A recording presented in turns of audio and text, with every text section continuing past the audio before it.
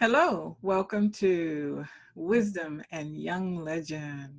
And just as usual, I have with me today a wonderful young lady that I know is packed full of wisdom and a lot of energy, and she's headed to some great things. So she is one of those people that I consider a legend in the making because of what I know about her.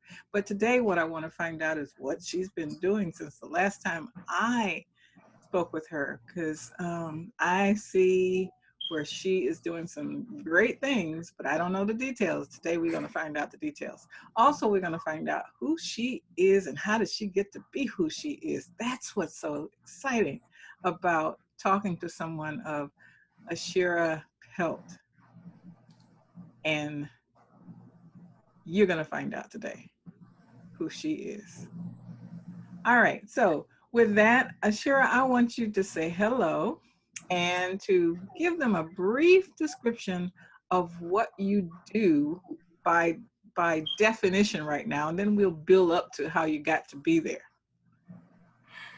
Thank you. Well, first of all, I want to say thank you so much for having me, and thank you for seeing the importance of capturing stories like mine, which you build it up so much, and I'm just so grateful that you think of me so highly that you would ask me to come on here and share my story. Yes, so right now I am currently living in Washington, D.C. I've been here for the past year, a year in August, and it's August right now, so I've been here for the past year. And for the past 6 months, I've been working for the United States Agency for International Development, USAID, and I've been working as a event coordinator. I work for a contract for the United States Agency for International Development, and I work as an event coordinator with the Center for Excellence for Democracy, Human Rights, and Governance. So I have the amazing job of being able to work with some of the smartest subject matter experts in topics relating to democracy, human rights, and governance, and I get to pick their brains and help them figure out how to best communicate whatever their goal is in an event. So whether it be to bring people together and just have people network and communicate and build a community of practice, or whether it be to disseminate information about a new protocol that they have, or whether it be to have a focus group and try to pick the brains of other local implementers and other people who are who have stakeholders in some of the world's biggest questions and biggest issues that they tackle. And I get to make sure that everything runs well and everything that they're really reaching deep and asking impactful questions and making sure that we're not just throwing events, but we are really meeting the goal of the center. So it's a really exciting position, and I've had some great mentors that have helped me in this position and to get to this position, and I'm very happy where I am and getting to do what I get to do now. And that's written all over you. Now, when you talked about mentors and you're talking about having access to different kinds of people, that's one of the things that I know about you when we were in an organization together. And you were very comfortable around people that were at least 3 times your age. And such a delight to be around. And what this show is all about is when you have an older person and a younger person together, what you have is the wisdom and the energy working together. And I realized that I've been thinking about that in terms of 2 people, because they say that the young man has the energy to cut the path, but the old man knows the way. But when you have a young person that's around a lot of older people, they're gathering or they're absorbing that energy. No, I'm sorry, that wisdom, and they're combining it with that energy. And all in one person, you have the wisdom and the energy. And that's what I see in you and the people that I interview on this show. So with that being said, I want to go back to 5-year-old ASHIRA. Introduce us to her. What was she like? 5-year-old ASHIRA. Well, first of all, I was an only child, and a lot of people don't see that in me because they have a stereotype of an only child being somebody who's very selfish and very self-centered. But it also manifests as somebody who quickly grabs on to other people because I had to make my own playmates. I wasn't born with them. So as a child, I was I could sometimes be very shy, but like I also had, I did have to play with adults like that. My parents sometimes had to be my playmates. And when I went to daycare and things like that, I quickly grabbed on to those one or two friends that just like, you are my friend, please. Yes. I totally understand what you're saying because I too grew up as an only child. And how that manifested itself for me is that I listened to a lot of old stories. Like when my grandmother happened to be the youngest child of all her siblings. So as her siblings passed away, all of their children gravitated to grandmother. That meant I got to hear a whole bunch of old stories about this person in the family and that person in the family, and they loved my grandmother. So that was my entertainment. I was basically eavesdropping. Now that meant that I became the family historian, so that eavesdropping paid off. And it did make me comfortable around older people as well. And I think there's a lot of benefit to that because I feel like I have lived like 2 or 3 generations. Because I can relate to the kinds of things that happened in my grandmother's generation, and I can relate to what's happening in my children's generation. So I cherish that, being able to cross over those kinds of generations and talk to people that understand them. So I get it. I get it. Something. Go ahead. To be very real and very honest about where I am right now.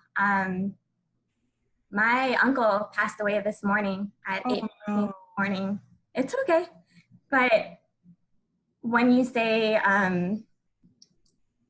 listening, just having somebody that you listen to, my uncle was always somebody, he never had any children or anything like that, but I was the one who would always sit there and listen quietly to all of his stories and all of his stories about my grandfather and stories about his time on the farm. And today I've been thinking a lot about how important it is to really sit and listen quietly, because he's somebody who dealt with mental illness when he was born and diagnosed in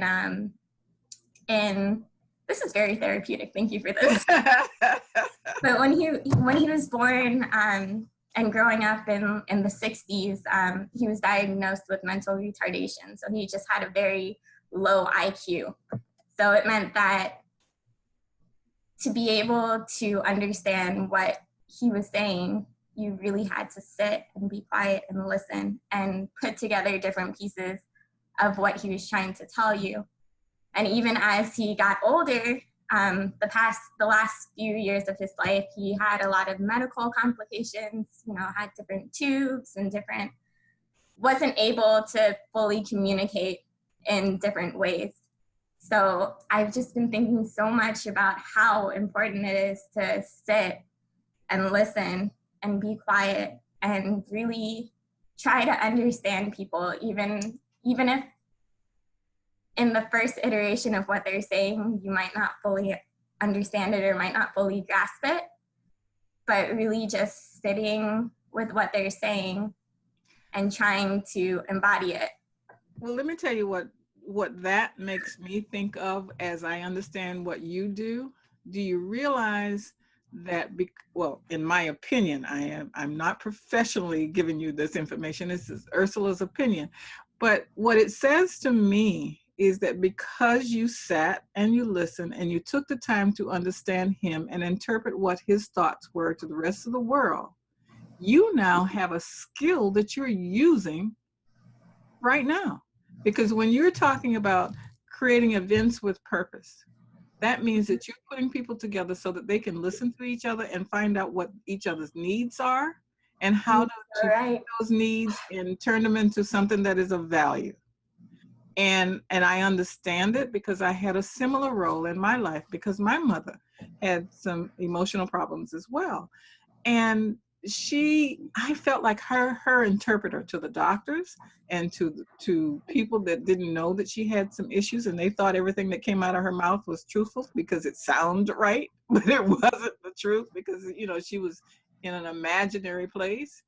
So I get it, but there's joy in that to some degree because you have the unique ability to see what's interesting about a person and learn from their simplicity, the simplicity of how they look at the world, because it's all what they want it to be, you know. Mhm. So I think that takes a special skill, and you're blessed for it. I know that I'm blessed for it because when I was able to slow down and really just like let him speak, there's so many things like, so for example, I went to Malaysia and I went there for a year on a Fulbright fellowship, and I taught English, and I had a very great experience there. But before I left, I told him, I'll be going to Malaysia.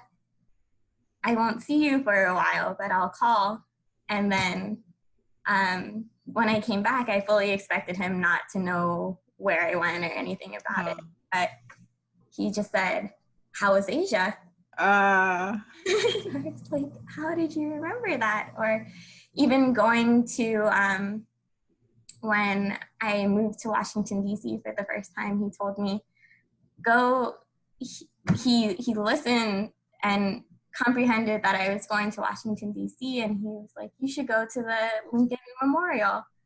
And I never would have thought that I think that a lot of people who just come across him wouldn't realize that he had that capacity to be able to like, that he was there. He was still there. And I think that it really took like spending time just listening and being quiet and again, that is a talent. Now, you talk about your travels, and that's what I know about you too.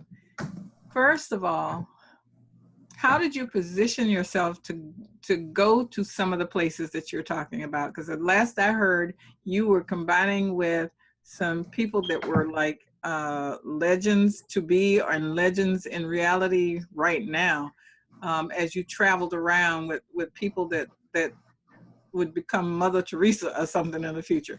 So tell us about how you got that opportunity and then some of the experiences that you had. Mm-hmm. Well, I do love traveling. It's definitely a passion of mine. My mom is from Trinidad, and I grew up going back and forth between the United States and Trinidad, and just that instilled a sense of wanderlust. Both my parents actually have, loved to travel. My mom ended up traveling and staying. And so I've always had that kind of passion, but traveling can be very expensive. So I always looked for ways that I could accomplish my goals within my means. So a lot of that came with applying for a lot of scholarships. While I was in school, I was able to travel to Japan, to Senegal, doing study abroad, and to Trinidad. And all of those were funded through my school through different scholarships and programs and research grants that I applied to. I think that the one that you were mentioning was it was a peace building and conflict resolution Yes. summit in Costa Rica. And that was also something that I wrote an essay for. I applied for it and was chosen. And that was amazing. I was the least accomplished person on that trip. Well, tell it without naming them. Tell us some of the kinds of people that went. Mm-hmm.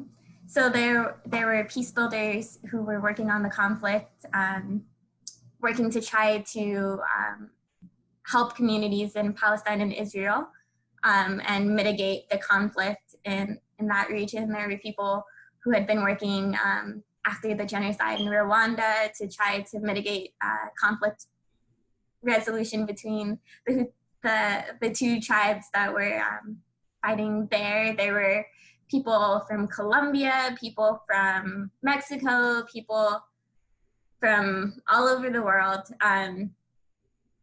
It was a group of about 20 different people who we came together and we went on a 20-day hike, not a 20-day, a 10-day hike through the cloud forest in Costa Rica. And it was a crazy experience. We were hiking with all of our food in our backpacks, stoves, everything we were carrying. It was like probably a 60-pound backpack. And we were just camping out in tents that were literally just a trash bag on a piece of rope. And just out there in the middle of the forest with a ton of snakes and tarantulas and jaguars. I don't know. there are a ton of things out there. But what was your specialty? What were you focusing on? So at the time, the reason why I was chosen for that is because I had done some work with my college and working with what was going on in Ferguson. And so I had helped to organize a group to go over when they had a call to action. And then following that, I did a lot of educational things, especially at the Boys and Girls Club in Tampa. So that's how I ended up amongst all of those other people. Okay, so we're going to back up again, not to 5 years old, but just when you talk about your parents and where they came from and the fact that you traveled and what have you. So looking at your formative years and as you've grown to be who you are, what are some of the things that Mama said and some of the things that Daddy said?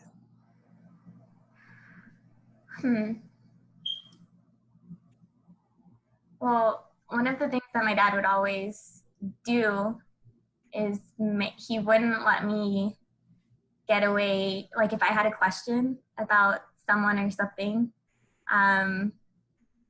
he wouldn't tell me the answer. He would make me go find the answer or go ask the person. So if I had a question like, well, why is the cashier at Publix wearing that hat or wearing a apron all the time or something, just silly questions that like kids, he would make me go ask them. And he instilled in me that one, people always like to talk about themselves. So if it's a question about themselves, like people are gonna want to tell you about it. So I always had positive experiences when I asked questions like that. And then also if you want information, you have to search it out yourself.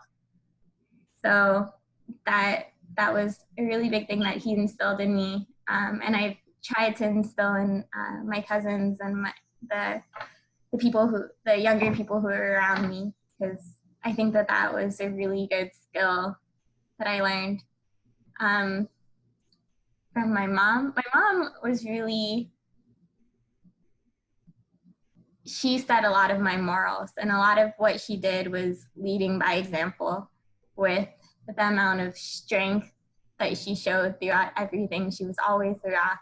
She's always very giving. If she has something, she'll give you 50% of it.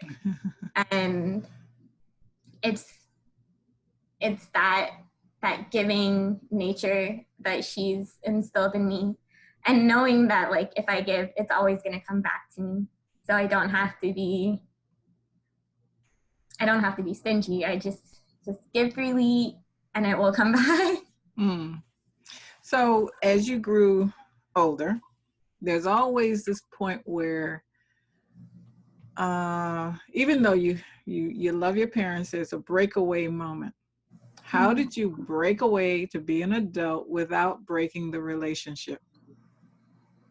That's very difficult. I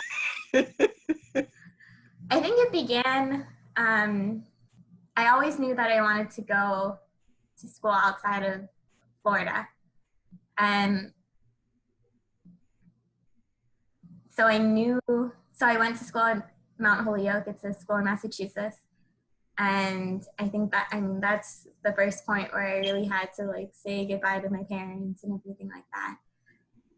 I think that it's also a continuing relationship. It's like I'm still continuing to grow and become that new adult. And I don't want to complete, I think the older I get, the less I want to break away from my parents, the more I want to hold on to them. But I do that by, for example, I have a very long commute some days. I have two offices, one in DC and one's in Maryland. And whenever I go to the one in Maryland, it's about an hour and a half commute, or a 3-hour commute both ways. So I've taken that opportunity to call my parents. Yeah. So almost every day I get at least a 45-minute conversation with them. And I think that that's more than I do even when I'm at home, because it's a concentrated conversation, and it's not just, remarking on television or like asking about when dinner is ready. Right. Well, I relate to that too, because I have a daughter that is a teacher and she has at least a 30-minute commute. And rest assured, that's when I get my phone call. So it's most appreciated. Truly it is. So what are some of the goals that you have? What does your vision board look like? Mm-hmm. Some of the goals that I have, I don't want to reveal. Okay, that's fair. But I'm very excited about them. There's lots of new opportunities that are coming up that I'm excited. I'm very excited about the direction of my life and what possibilities are in the future. But one of the thing that I really want to work on, one of the main goals for me is the spiritual goal. Like I really, especially in the work that I do and the work that I want to continue doing, international development and international relations, you really have to be firm in your morals and firm in your beliefs, because you can easily be swayed based on either what's easiest or based on bureaucracy or the way that things have been done in the past, even swayed based on power and the opportunity to have more power. So I really want to work on strengthening my own spiritual being and my own spiritual compass, so that I know that whatever decisions, I want to be able to get to a point that I know whatever decisions I make are based on a very sturdy foundation. And I want to be able to trust that the decisions that I make are the right decisions for the world, because the decisions that I make can have an effect on a lot of different people. So I think— See, now that's what I was talking about. You already know that what you do, what you plan to do, what you're positioned to do is going to impact a lot of people. That's what a young legend is. I know that we will be amazed at what you do, and I can't wait to see it. you know, put me on your fan list. I want to know what you're doing, because I have been following you as much as I can in the public arena, you know, the things that you share, but I just so know that you're going to do something tremendous because of who you are. I mean, who gets to do the things that you do? I don't know. Not too many people. And you're so humble about it. I mean, it's like, yeah, right. You just did this. You took the initiative to apply for things that the average person would not even think about applying for, and then you got it. You know, you got it. And when you're talking about finding this moral compass, knowing that you have access to so many different kinds of people with so many different beliefs, that in itself is going to be a tremendous feat for you to center yourself and be comfortable with who you are.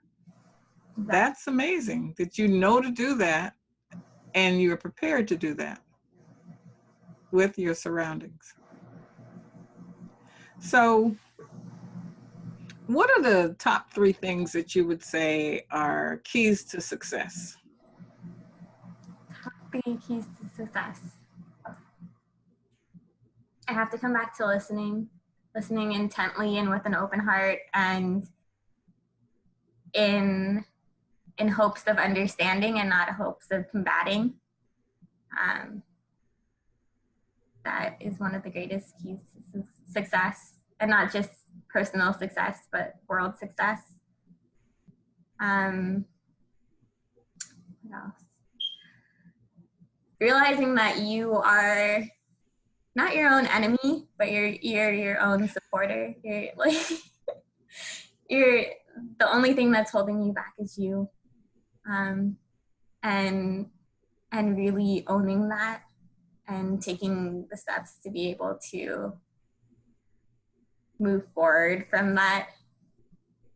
Because it's easy. It's really easy to just feel like you can't do something, but that's just you telling yourself you can't do it. What else? What's another? Just always surrounding yourself with good people and people that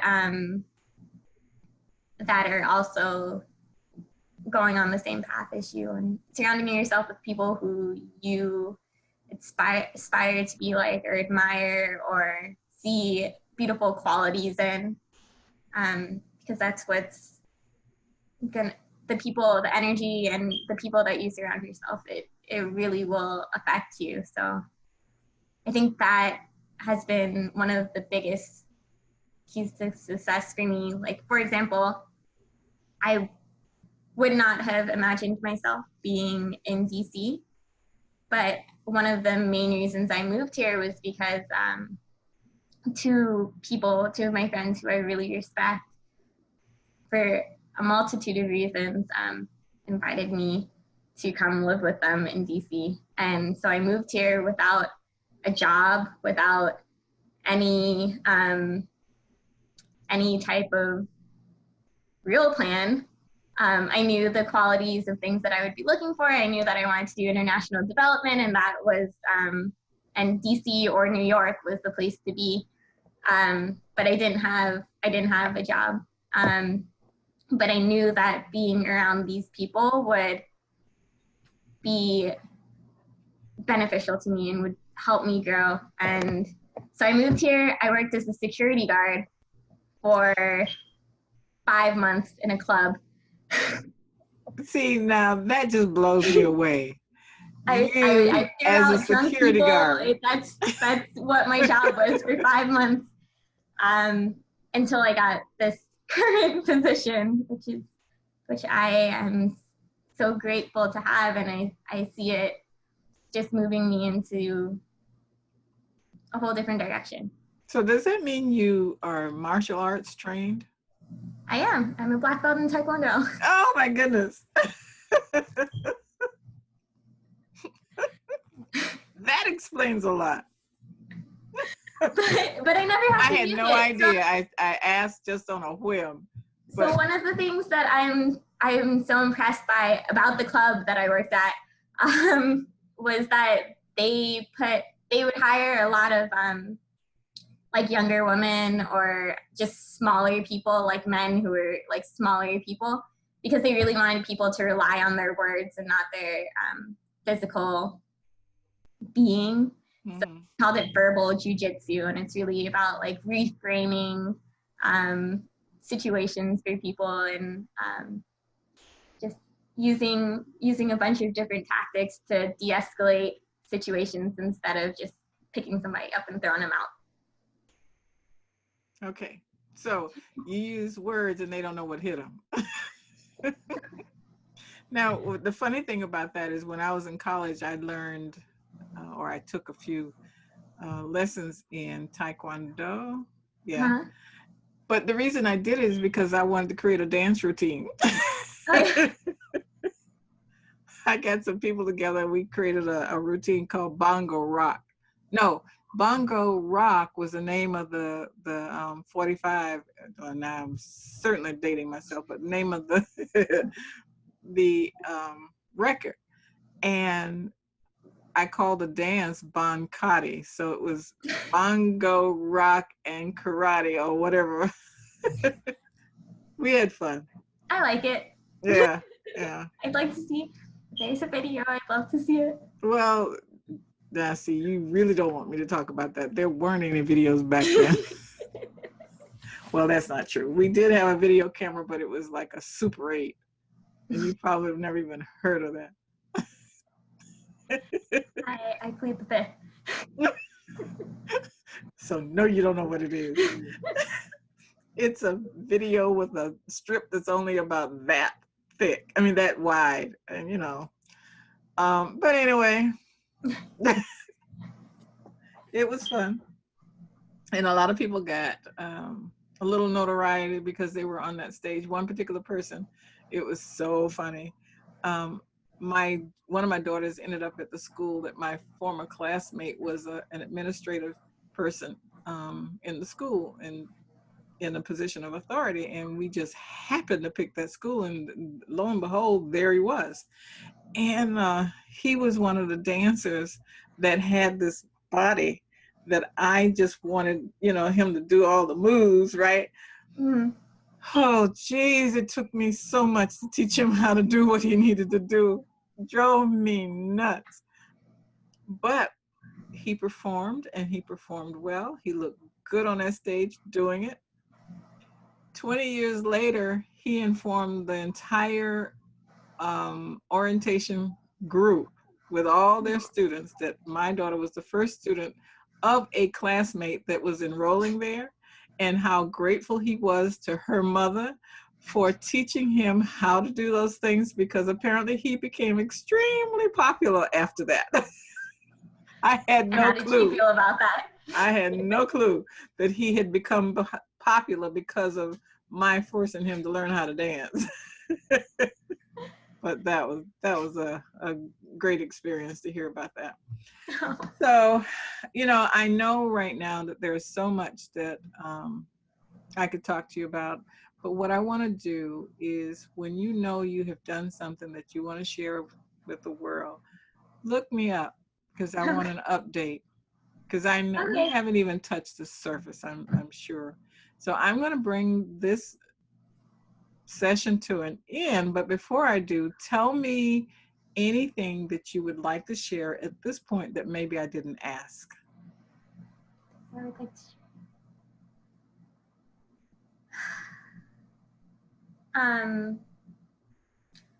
well, one thing is that I'm very open. If anybody has any questions, or might be coming to Washington, D.C., or interested in USAID, or interested in development work, and anything, any of the things that I talked about, like, Is there to me. a way that you prefer that they contact you? Yeah. they can email me. My email address is ASHIRA, ASHIRA22 @gmail.com. That's my personal email address. And yeah, I think that, as you correctly stated, a lot of the reason that I am where I am is because I had just great mentors and people that I could reach out to and could help me